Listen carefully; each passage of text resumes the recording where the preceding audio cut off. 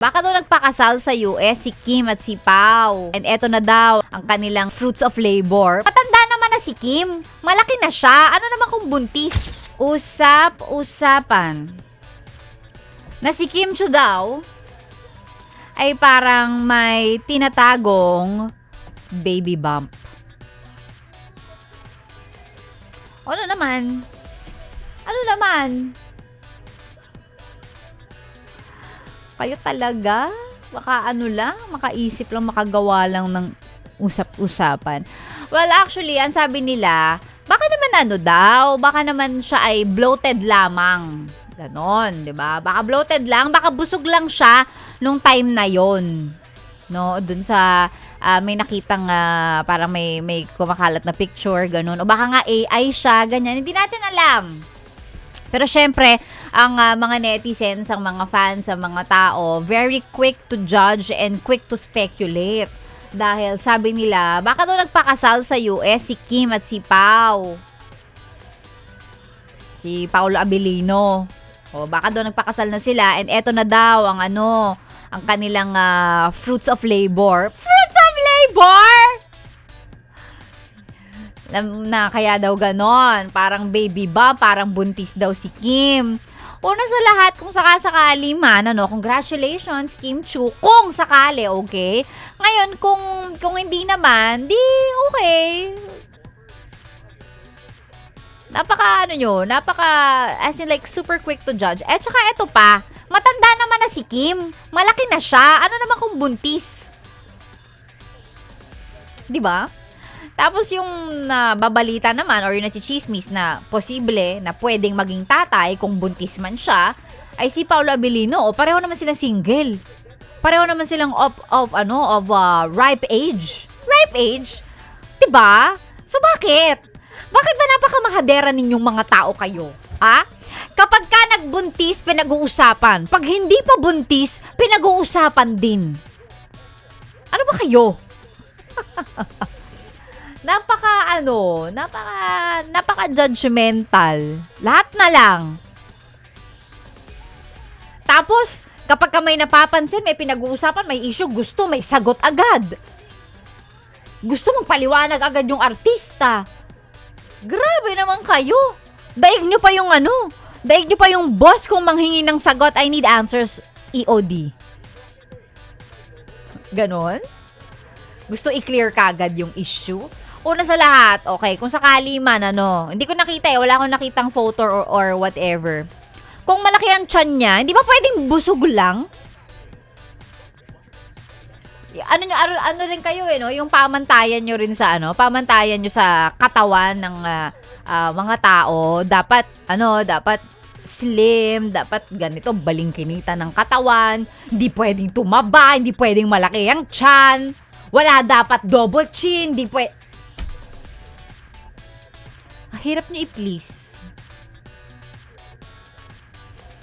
May mga may mga pa-issue pa na may post na ang tawag dito, may nagpo-post pa na yun? I'm not a mom but I am a nurse. I can tell that's a baby bump. O diba? May mga ganung comment yung mga netizen. Mamaro kayo lahat, hindi na lang kayo maghintay ng ng announcement niya kung ano ba. Pero feeling ko hindi. Feeling ko busog lang siya. Feeling ko busog lang siya.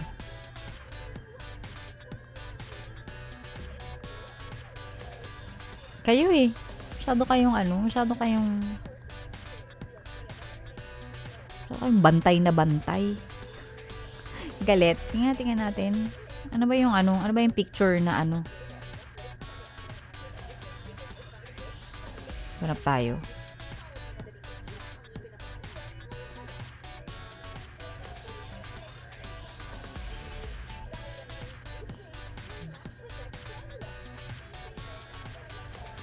Parang hindi naman.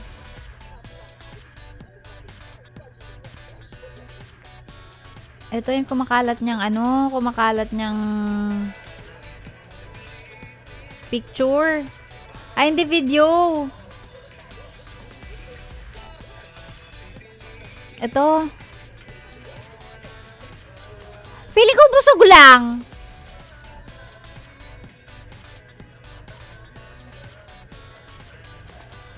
O, ayan o, merong interview.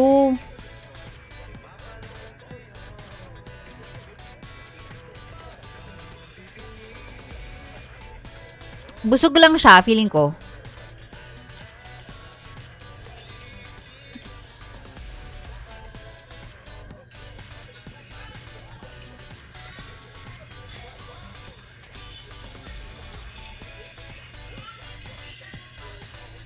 Malaki puson.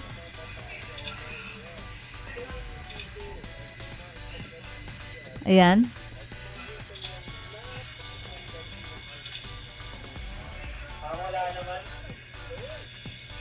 Diba? Feeling ko busog lang.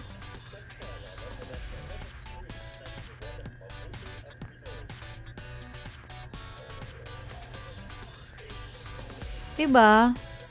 And kung sakali naman, ano? Right?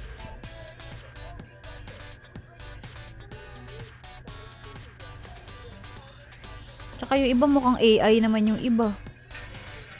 Pero parang ito yung pinaka ano.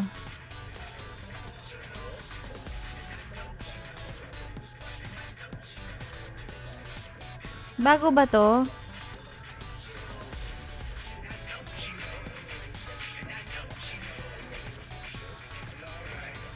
Kasi malaki daw yung, masyado daw malaki yung tiyan.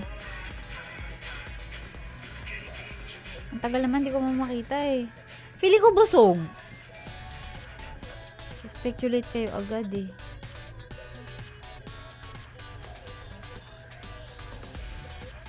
Well again, kung sakali man ano, kung sakali mang totoo, no.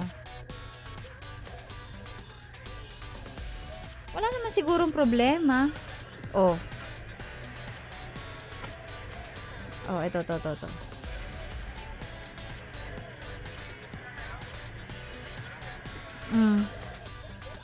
Ayan. Baka mukhang malaki kasi may jacket.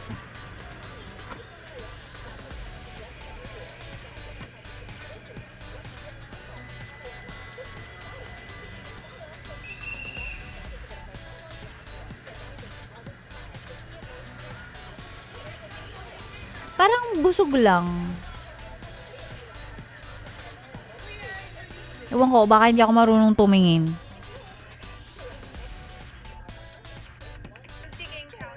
Ano pa ba? Wala na eh. Ano pa ba? Let's see.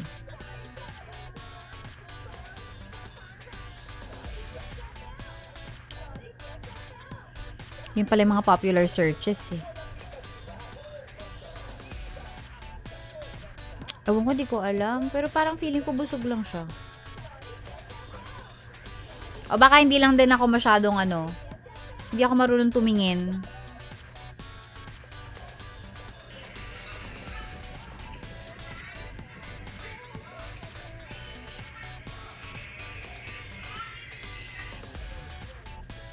Ewan ko eh. But then again, bakit ba natin siya gagawing issue? Kung buntis siya, edi go. Congrats. Matanda na kaya siya? I mean, like matanda, of legal age. Nasa tamang edad na siya. Yun ibig sabihin dun sa matanda na siya. Malaki na siya, ganun. 'Di ba? It's not like she's minor. Na ano siya, na iba-blind item at pag-uusapan kasi buntis, 'di ba? So, let's just be happy for her. At least, 'di ba?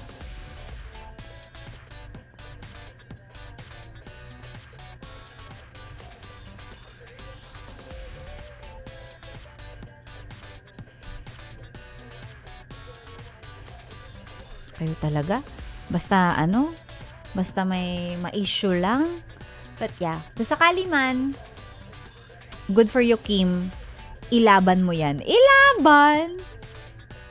Galingan mo. Galingan mo. At saka kung ano pala, kung baka nga kay